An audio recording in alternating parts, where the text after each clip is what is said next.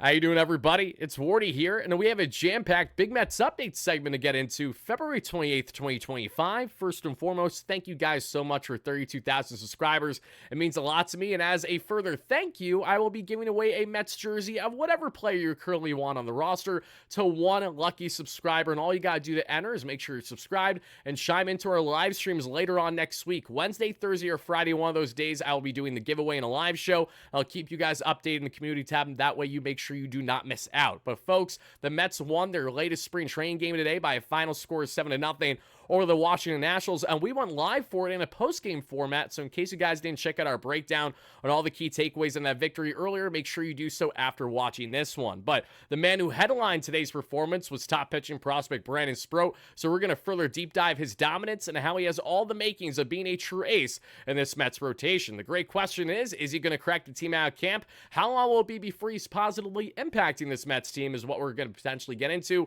From there, Brett the Met Baty is absolutely in line to crack this Mets roster. Why is he in such a great position over someone like Luis Angel Acuña, among others? As we're going to see key interviews from not only guys like Brandon Sproat today, Brett Baty as well, along with Mark Vientos, Pete Alonso, Francisco Lindor. We're going to touch more on Juan Soto's continued dominance this spring and a whole lot more, folks. So sit back, relax, and get ready for the ride that is Wardy's latest Mets content. Thank you so much for smashing likes and subscribe button as your first chime in. It really does mean a lot. And shout out to our amazing sponsor at BetUS, which has you covered with all your sports betting needs. But folks, I think it's fitting that we start this discussion by talking about the past, now the present. Doc Gooden, one of the greats in Mets history. Of course, they're chopping it up with Brandon Sproat yesterday that we saw. I think that was a perfect segue into first breaking down the continued dominance that was from Brandon Sproat today, because listen, this is a guy who high fly through the minor leagues last year that we saw going all the way from single A to triple A in one singular year.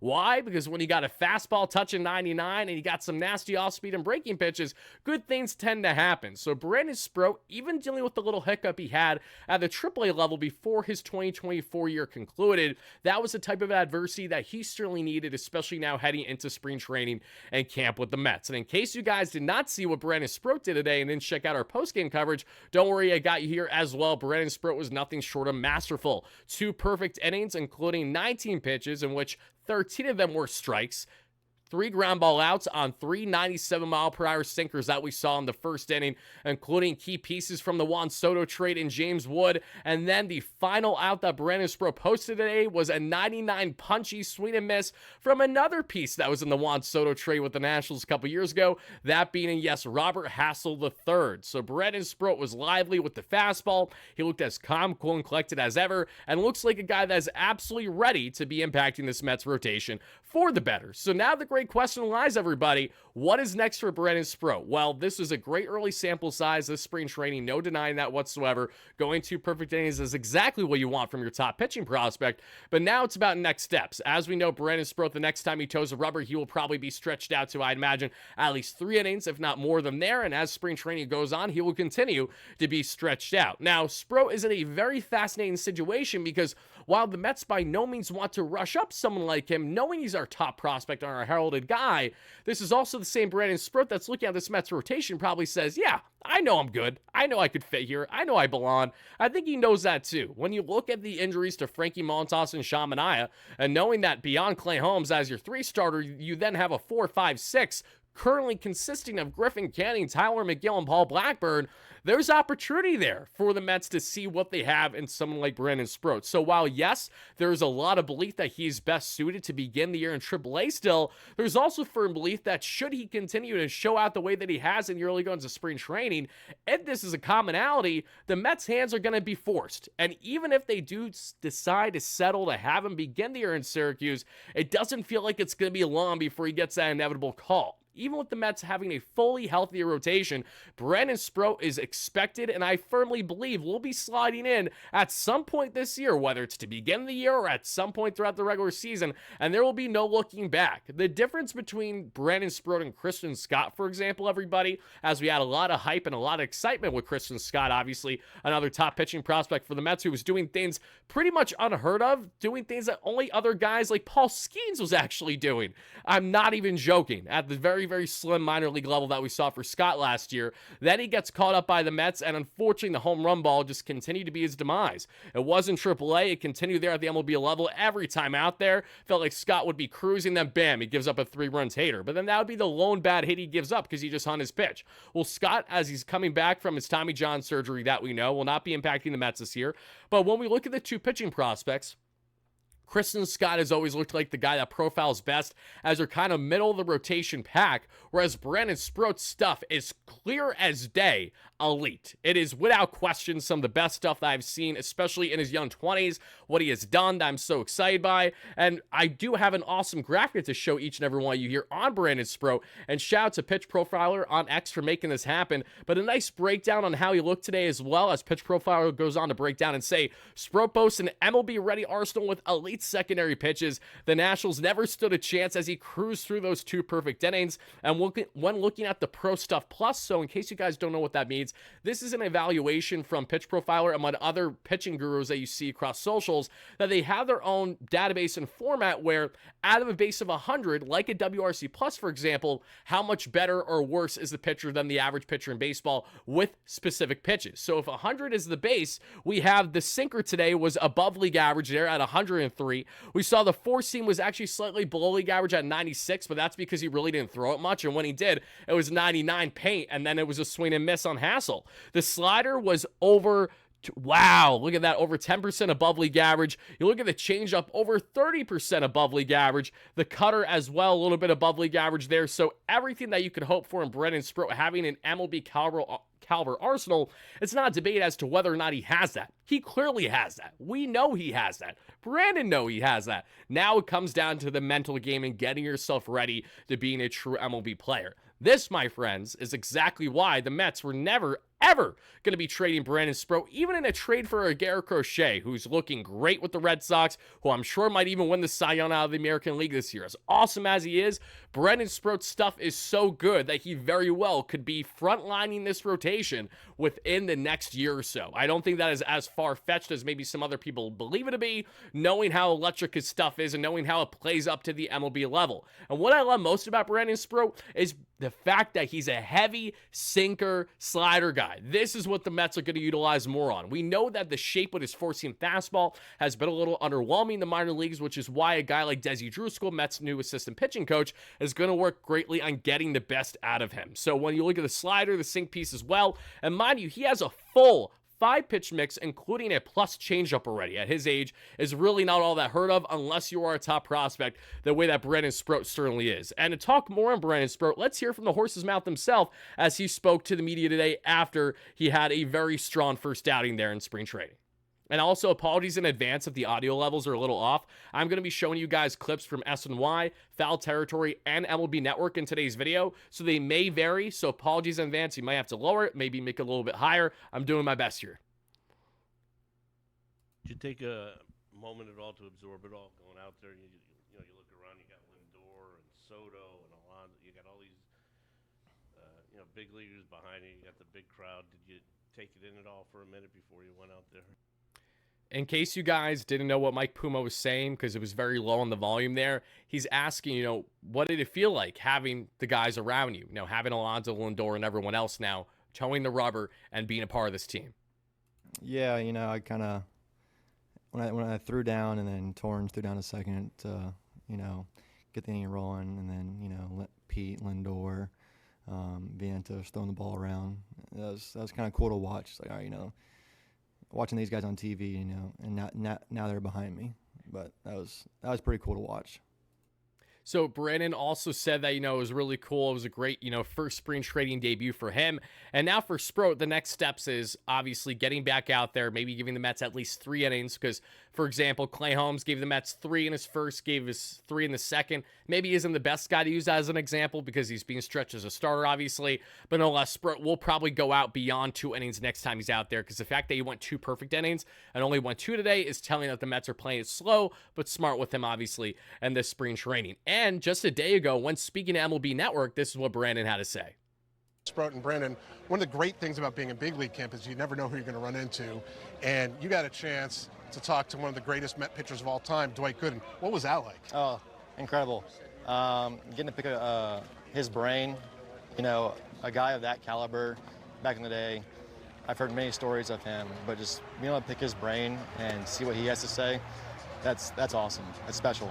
Yeah, and you're in big league camp for the first time. Last year, you kind of raced through the minors. Did you get a chance to catch your breath at all with each of the stops, 3 stops in all? Yeah, absolutely. I was able to catch my breath, just take it day by day. And, you know, wherever God leads me, he's going to take me there. High A, pitched great, dominated in Double A. Triple A, little bumps. Probably at the time it wasn't fun as a competitor, I know you are.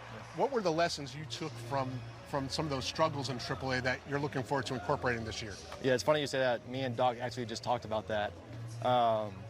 He asked me how Triple A was, and I mentioned to him, you know, I kind of got away from who I am as a pitcher, and that's trusting my stuff and being the aggressor.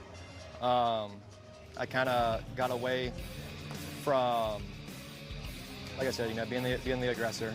But wise words from Doc Goodman. That's special, and you know what he said, I'm going to hold dearly and build on that. So clearly that was a positive interaction between the doc himself and hopefully the next ace and queens, that being in Brandon Sproat. So it was really cool to hear Brandon kind of further break down how much that meant to him and the positive takeaway that he had. And as someone who's had the privilege of meeting Doc in person himself too, the way that I have back in Amazing Day, as selfless as they come obviously, and has so many stories to share. And I can only imagine what Doc was kind of, you know, probably, you know, yapping his ear off about, especially on whether it was talking about grips, among other things. Doc is Doc, and he's an absolute beauty. So that's the latest there on Brandon Sproat, everybody. And my big question each and every one of you watching is as follows. What is your 2025 expectation for Brandon Sproat? Do you think A, he's going to crack this rotation out of camp? Do you think B, he'll be starting the year in Syracuse, but will be cracking the team within the first half? Or C, do you think that Brandon Sproat somehow, some way is not going to be with the team until the second half of the season? I don't see how at all that happens unless things completely fall flat on its face from here going forward. But I would love to see where you guys stand on the Brandon Sproat front and how optimistic or maybe more pessimistic you are. Where, again, I don't see how you are, but you get what I'm trying to say here. So, all right, guys, let's go from talking a bit on Brandon Sproat to talking now on Brett Baty. Just like we did yesterday, as Baty's red-hot spring training has continued. Baty is 6 for 11 right now in spring training at this point, so batting pretty decent. Was at like a 545 average or so with a well over 1,000 OPS with a pair of home runs. Baty did a fantastic interview recently that I actually just saw to share with you guys.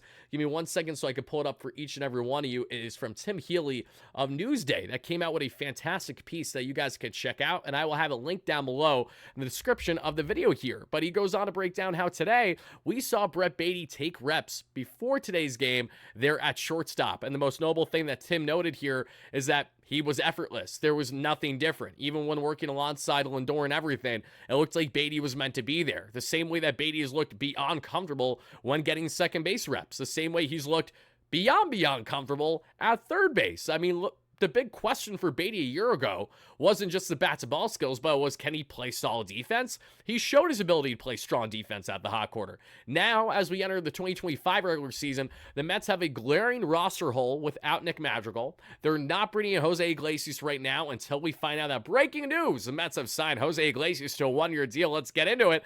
So it's going to be a Brett Baty, a Luis Angel Acuña, or a Donovan Walton. That is the three-headed monster rotation of guys competing for this spot. Now, as Tim goes down to break down in his article, it's been very much what I've relayed to you guys over the past number of days, is that Walton, while yes, he has more MLB experience, he's a veteran, he also has a noodle bat. Hasn't done anything on the major league level with his bat. Brett Baty has done more with his bat, far more, and that's telling. Then you will get Luis Angel Acuña, a tremendous sample size that we saw last year, but he still has so much raw talent, and that the Mets do not want to rush with him. They do not want to hinder his development in potentially a very limited role either, which is why the likelihood of him starting in AAA, where he did not perform well last year, will more than likely be a continuation, which leads us to Brett Baty and what is clearly a make-or-break year for him being in this Mets organization, and Baty knows that very well. And when speaking to Tim Healy, he did go on to note that, you know, David Stearns and Carlos Mendoza gave me the same pretty much MO as they did last year. They told me verbatim, when you come in here, you got to compete. You have to compete for your job. That's as simple as it is. To, in fact, crack this team, you have to be competing hard and you're going up against them. So Baty has really focused on his internal battle, he versus himself, versus focusing on the other guys in the locker room. And he said how last year, I made the team obviously by just putting my head down and focusing, grinding every day on trying to win that third base job. Now, fast forward a year later, I'm grinding to win this utility role. That is what I'm trying to do. And furthermore, on Brett Baty, let's hear from himself, as he did a great breakdown today with Foul Territory. As Foul Territory, many of you guys know, strong YouTube channel, a lot of former MLB Network hosts that are part of that, as well as former MLB players, and they have been doing, like MLB Network, a 30 and 30 tour for the most part, where they're visiting every complex in spring training, and today was their destination at Port St. Lucie, and they chopped it up with a lot of players, including Brett Baty. And this little snippet of the interview is what I want to highlight with each and every one of you. Again, apologies in advance if the volume is not perfectly leveled. Just prepare yourselves in advance for it.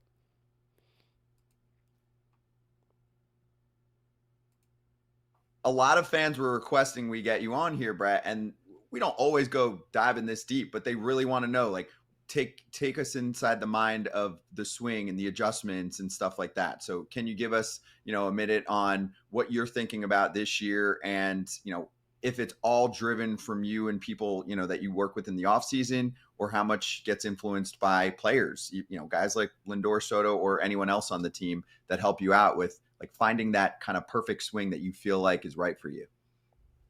Yeah, well, I mean, we're all chasing the perfect swing, and it doesn't exist. But I would say I made a lot of swing adjustments this offseason.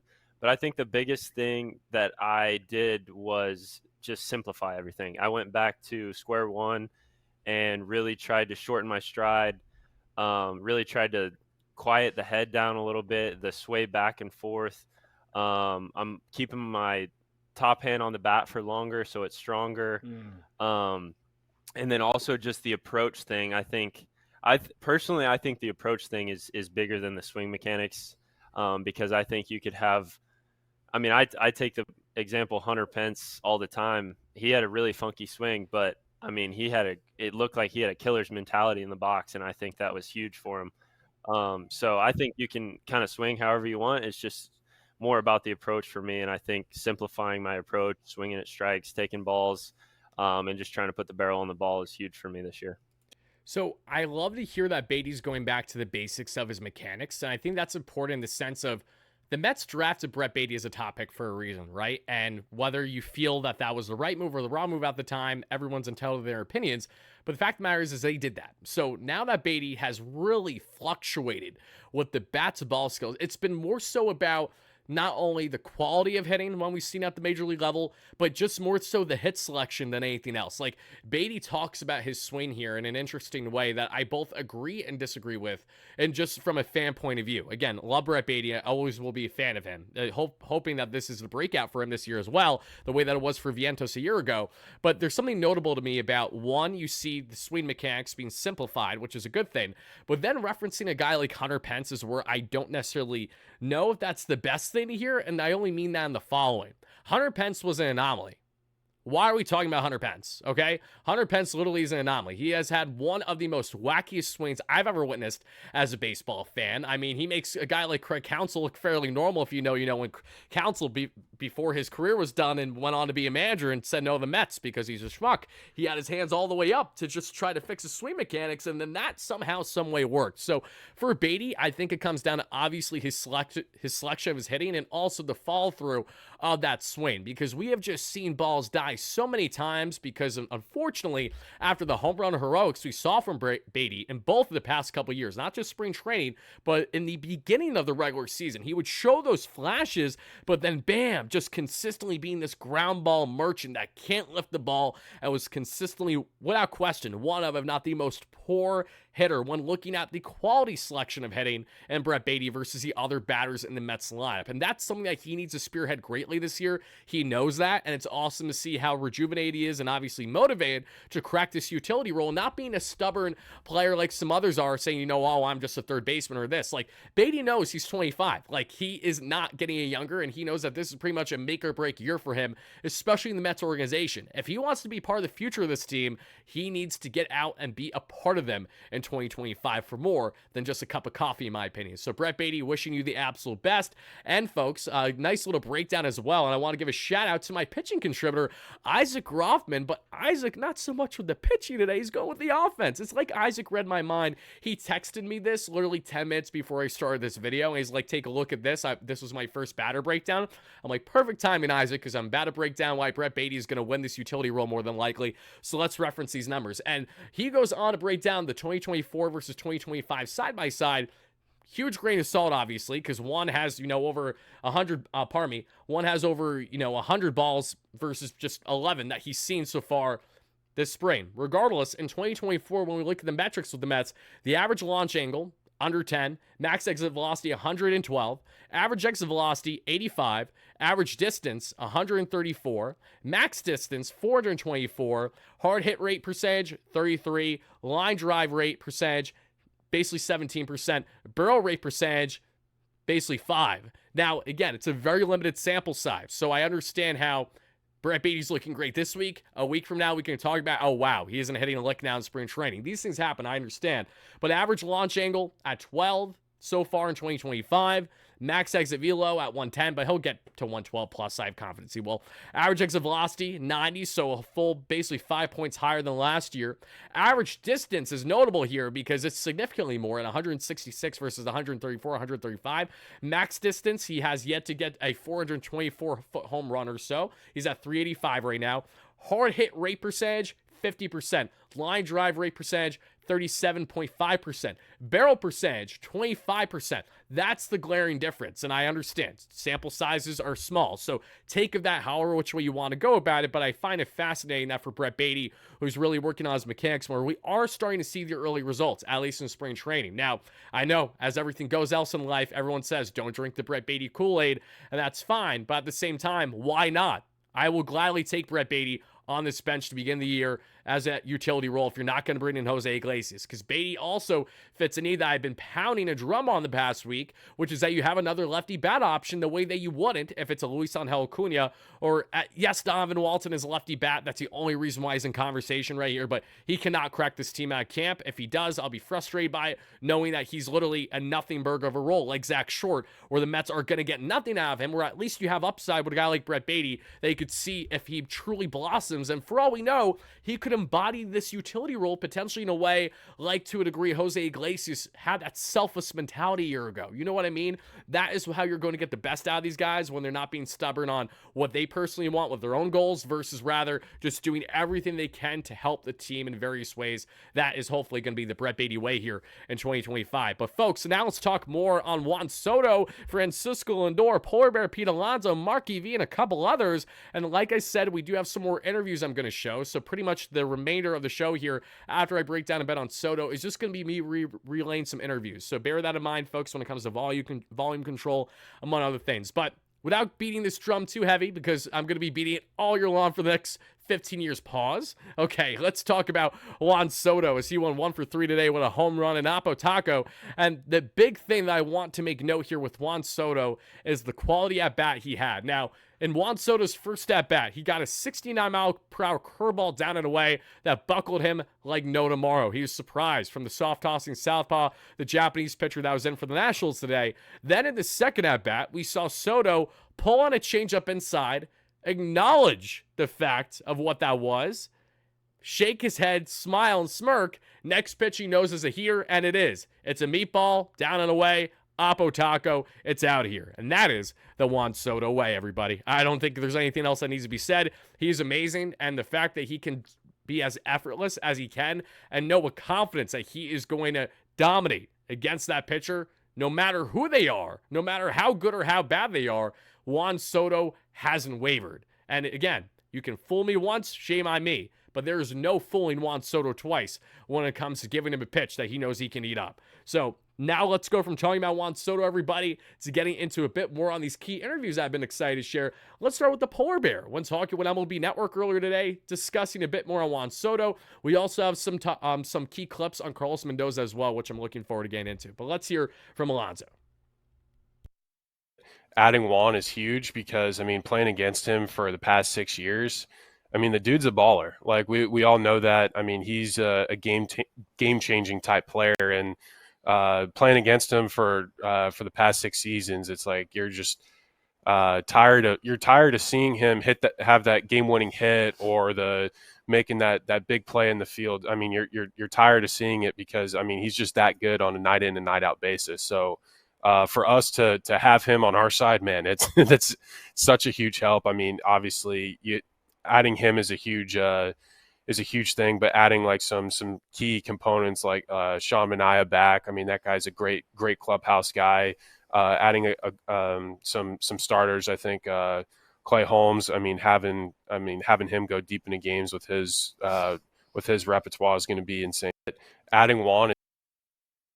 So now let's hear from Carlos Mendoza and what I thought was the most notable out of all breakdowns I saw in foul territory today. I thought this was a great clip on insight here from Mendy when talking about the importance of the two-way trust in the Mets clubhouse.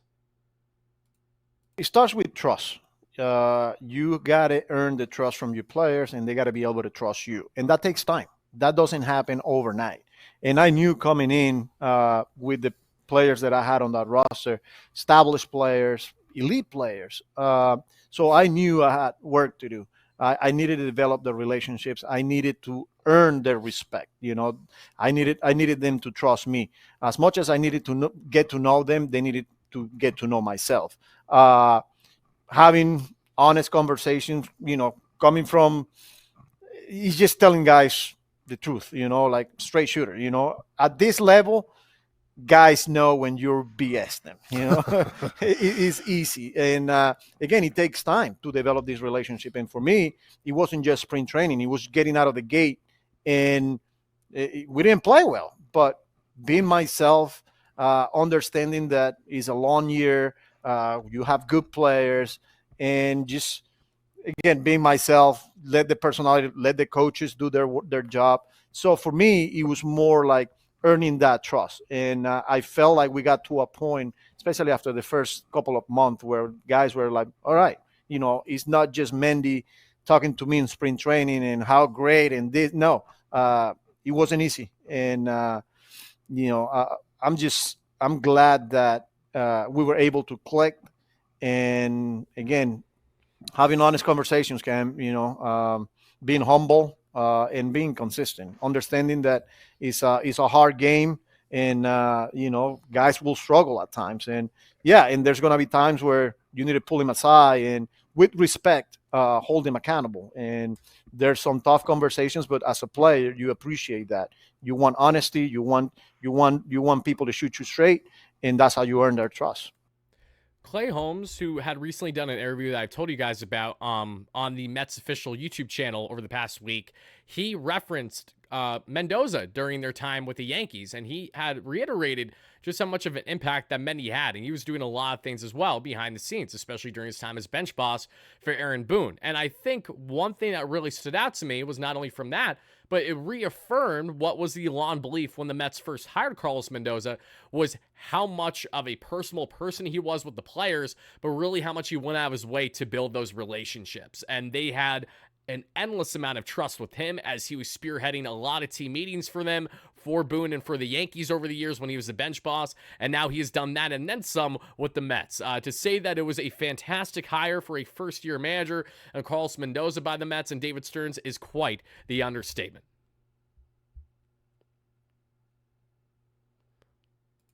Okay, folks, now let's hear a clip from Francisco Lindor speaking on foul territory today. Then we'll see a little bit more on Alonso and some other clips as well from MLB Network over the past 24 hours. I came up, and the first thing that Francona said to me is like, hey, today somebody lost their job. Just be smart how you act in the clubhouse. And Mikey Vilas, who's playing shortstop at the time, he said, Niño, it's your turn. And he pushed me every single day to be better, and that helped me a lot. Did they give you a hard time? Like, were they? Yeah, of course. So but do you give these guys a hard time? I talk a lot of shit. That's what I mean. So like, if talking crap it's a hard time, then yeah. Well, but that's what they did to you. And normally those vets, you reciprocate that onto the other guys. So like, if I ask Vientos when he comes in here, is he going to say Yeah, Like, that I'll talk a lot of crap. Yeah, Frankie kind of gets on me a little bit. yeah, no, for sure. And there was some players that talk crap, but they have my back, and they legitimately wanted the best for me, and others talk crap because They're intimidated by you. Yeah, I guess I don't know. They were. So I found it fascinating that Lindor was pretty open about saying, I talk a lot of shit. Like, I'm not surprised to hear this. We know how much of a gamer and a competitor he is, but it makes me think about Lindor, knowing how humble he usually is. He never really pimps home runs. He doesn't do anything overly flashy from his approach at the plate. Obviously, defensively, we've seen him exemplify some more personality at times when he's made some big plays, and obviously when he's, been leading the pack for Team Puerto Rico back in the World Baseball Classic. There's a lot of passion there, and I understand that, but it's interesting to hear just how much of a shit talker someone like Francisco Lindor is, and how some guys, do it with him as well, and they mean it, and some guys, don't mean it, and they're back on his side. I found that fairly fascinating. And now here's Alonso giving a little bit of a breakdown on his return to the Mets. With, I think it was, did you guys have dinner at No, home? it's just no, we met. It was my obviously Scott and David and Steve and I. So we just I guess previously I never really got like a look behind the curtain or necessarily a full understanding of the the in-depth philosophies, the vision for the future. Because for me, when you go through and play for an organization, once you get called up, you're a player, like you get little nuggets here and there, but you don't get necessarily the full picture, the full playbook. And I think it was just discussing everything, the full vision over the next, not just this year, but the next couple years. And I think having that vision, having that knowledge, and just the philosophies, the fabric of the organization, the consistency from top to bottom, whether it's staff, players, gameplay philosophies, certain things like that. I mean, I'm not going to go too far in depth with that, but I just wanted to have a mastery of understanding of it all, and to get on the same page as David and obviously Steve and I have had rapport and relationship before, but to get that in-depth conversation with David and just visions for the future, I think that was super important for me. And again, I'm very stoked to be back. And so that's the breakdown from Pete. I'll just say first and foremost, I think the easiest way to summarize this is you didn't have your mark at Alonso.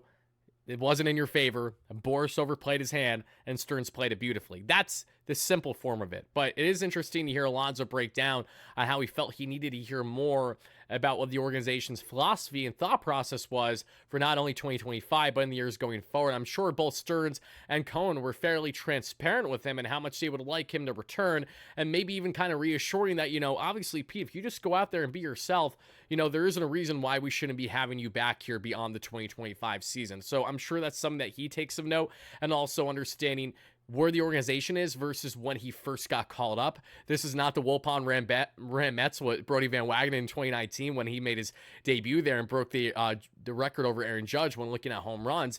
A lot's changed since then. It has been night and day in how much this organization has changed. And Alonso is one of the veterans. He's been a part of all these waves. So for him, he needed to get some clarity as to what the Mets are trying to sign up for in 2025 and beyond. And it appears they certainly got that, and then some.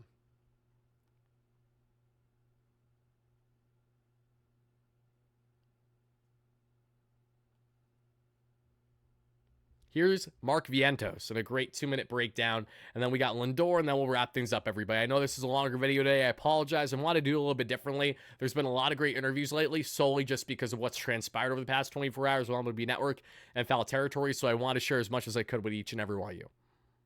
You view this spring training camp as opposed to previous ones, and especially in light of the season that you had in 2024? It's for sure a little bit different, especially after last season and how far we got, and just the long season that I had in the big leagues. I was fortunate enough to play a lot and be around a lot of great guys. But I feel like I'm keeping the same mentality. And the great thing is we keep getting better and better players on our team just to keep learning from. And that's what I try to put my focus every single day I come to the field. I'm like, what can I learn new from my teammates that I'm around, from my coaches, and I'm fortunate to have great people. You mentioned getting better players, and you get Juan Soto this offseason. We spoke to him earlier. My man gave us like a master class in hitting and his philosophy. Has he been able to, impart some of his wisdom to you? I mean, do you talk hitting with him? I'm gonna need you to send me that link so I can watch it, so I can learn something about it too. But We will. I've been watching his BP, his routine, and it's no shocker that the way he works in the cage and the way he goes about his business is what makes him the player he is. He's a hard worker. He's come in and been friendly with the guys, the chemistry, and I love him already. Lastly, we know this team is built to win now. We know the division is very difficult. Just what are your thoughts as you get ready for what should be a challenging, but Met fans are hoping, exciting season? I think every season is a challenge, and especially playing in New York, fans are out and the media and the organization is expecting us to win every single year. So I take every year as a challenge, but I think it gets the best out of us because we stay on our toes. We're not flat-footed. Well, his teammate Francisco Lindor says this man has the most swag in all of Major League Baseball. I got a little bit. There you go. Ooh, I love that. Icy Vientos. Look at the confidence. It's just oozing out of the guy. He's going to have such a big year. I can't wait. Marky V, we love you. We do. It's a little bit different this year. Yeah. In a great way. Yeah. Talk about that. Yeah, there's a lot of new faces. Yeah. A lot of money was thrown around, but rightfully so. They deserve what they got, and they made their team better this year. Yeah, camp looks different, but in a good way. You know what? I was watching you go through your pregame stuff, and the ring leader is you, smiling, getting everybody going. You take pride in making sure that you lead that pack. Yeah, 100%. I mean, I take pride in being the same person day in and day out, and posting up. And at the end of the day, you do that over the course of the year. People are forced to do the same thing. Right. You know, if you have 26 guys that post up and show up every single day and bring the same force, whatever they have that day, good things happen. So I've taken a lot of pride in that. So what's the one thing you've done in the offseason a little different for your regimen? Anything changed? Yeah, so this offseason, I actually didn't really take time off. I just went right at it. Yeah. Well, I saw your Instagram. You did a little photo shoot over in I've done photo shoots everywhere. You know, when you're vibing, right? I've been doing the same thing. You know, my routines have always been the same since I was 19 years old, and you get a little older, and it is what it is. What it is, huh? It is what it is. What it's gonna take for you guys to get you a ring on that finger? What it's gonna take? We gotta stay together, and we gotta post up. We gotta post. You know, you post up every single day, and you don't back down from any challenges that come our way, which there are gonna be a lot. You just gotta attack them. You know, put your head down and attack the challenges. 2 words: my captain. Thank you guys again so much for watching. Let me know your biggest takeaways on everything that we discussed in our latest Big Mets update segment in the comments down below. And be on the lookout for more consistent coverage on all things Mets, all spring training, regular season, postseason, and off-season long here on the WardyNYM platform. Have a great one, folks. Peace out.